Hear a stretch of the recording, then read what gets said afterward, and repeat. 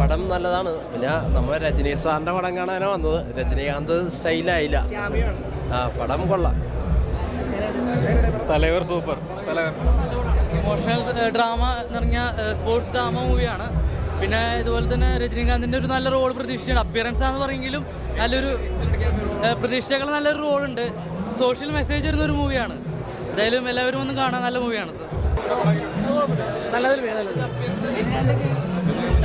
നന്നായിട്ടുണ്ട്. Acting base അടിപൊളിയായിട്ടുണ്ട്. കുഴപ്പമില്ല, ലാഗ് ഉണ്ട്, പക്ഷെ രസമുണ്ട്. അടിപൊളി പടം. നല്ല പടമാണ്. കുഴപ്പമില്ല. ഇതിൽ കൂടുതലും ഫാമിലി ഡിവോഷൻ ഇമോഷനിൽ കൂടുതൽ കൊടുത്തിട്ടാണ് പടം ചെയ്തിരിക്കുന്നത്. വിഷ്ണു വിശാൽ, വിക്രാന്ത് എല്ലാം നല്ല രീതിയിൽ അഭിനയിച്ചിട്ടുണ്ട്. കൂടുതലും സ്പോർട്സിനെ കേന്ദ്രീകരിച്ചിട്ടുള്ള മൂവിയാണ്. ഇമോഷണൽ. പിന്നെ അതിൽ കൂടുതലും മതത്തിനെ പ്രാധാന്യപ്പെടുത്തി എല്ലാവരും ഒരുമിച്ചാണെന്നുള്ള ഒരു സോഷ്യൽ മെസ്സേജാണ് ഈ പടത്തിൽ കൊടുക്കുന്നത്. രജനി സാറിൻ്റെ അപ്പിയറൻസ് നല്ലതാണ്. നല്ലൊരു റോളാണ്, മെയിൻ റോളാണ്. ഒരു ഡിവോഷണൽ എന്ന് വെച്ച് കഴിഞ്ഞാൽ മതത്തിനെ സോഷ്യൽ മെസ്സേജ് നൽകുന്ന എല്ലാവർക്കും ഇന്ത്യയിൽ എല്ലാവരും എല്ലാം സെയിം എല്ലാം ഒരു മതമാണ് എന്ന് പറഞ്ഞാൽ ഒരു സോഷ്യൽ മെസ്സേജാണ് ഈ മൂവി കൊടുക്കുന്നത്.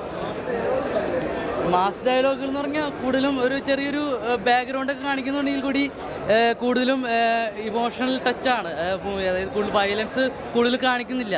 അതായത് കൂടുതലും കണ്ടുവരുന്ന തന്നെ രാഷ്ട്രീയപരമായിട്ടും മതപരമായിട്ടുള്ള പ്രശ്നങ്ങളും കൂടി കലർത്തിയിട്ടുള്ള ഒരു മൂവിയാണ്. എനിക്ക് പടം ഒരു വെറൈറ്റി മൂവിയായിട്ട് തോന്നി. കൂടുതലും എന്തായാലും ഇമോഷണലും അതുപോലെ തന്നെ ഡ്രാമ, അതായത് ഒരു ഇമോഷണൽ ടച്ചൊക്കെ ചെയ്തിട്ടുള്ളതിനെ പറ്റി എല്ലാവർക്കും കാണാൻ പറ്റിയൊരു മൂവിയാണ്. പിന്നെ സോഷ്യൽ മെസ്സേജ് പറയുന്നുണ്ട്. കൂടുതലും നമ്മുടെ എല്ലാ മതം സെയിമാണ്, എല്ലാ മതക്കാരും ഒരേ ഇതാണെന്ന് പറഞ്ഞ ഒരു മെസ്സേജാണ് ഈ മൂവി പറയുന്നത്. രജനീകാന്തിൻ്റെ ഒരു മാസം ക്ലാസ് തന്നെ ഇതിൽ കാണിക്കാം.